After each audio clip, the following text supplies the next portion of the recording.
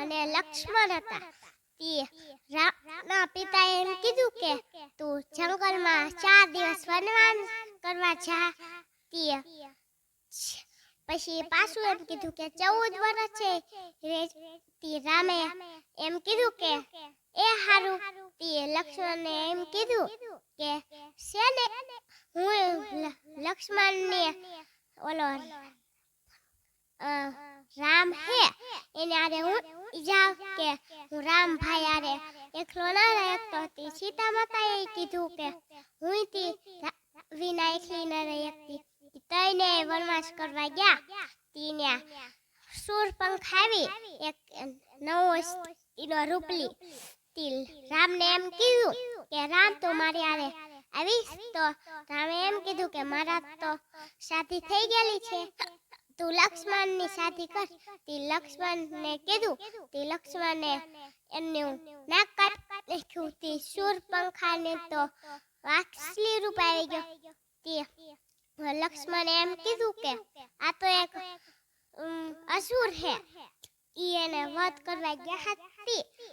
પછી રામે રોકી નાખ્યું અને એને જવા દીધી. શૂરપંખા તો રાવણની બેન હતી.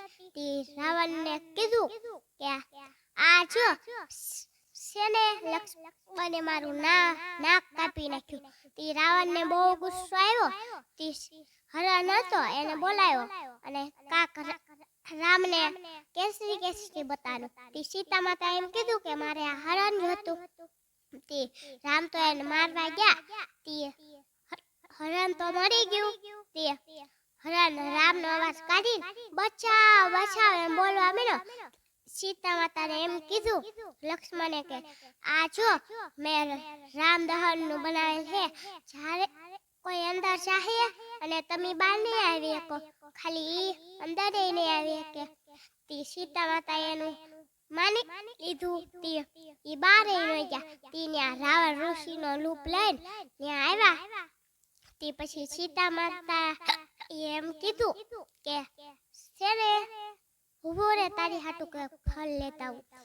આખી ટોકરી ઈ તો રાવણને હા પાડી દીધી.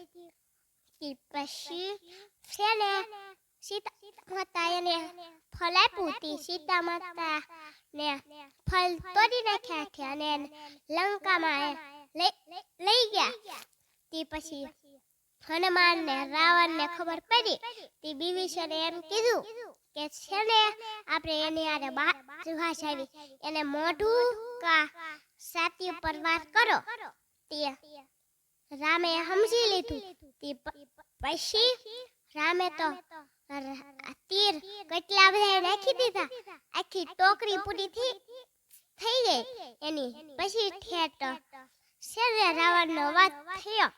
આ હજી એક રામાયણ પસંદ આવી હોય તો વિડીયોને લાઈક અને શેર ને સબસ્ક્રાઇબ કરજો.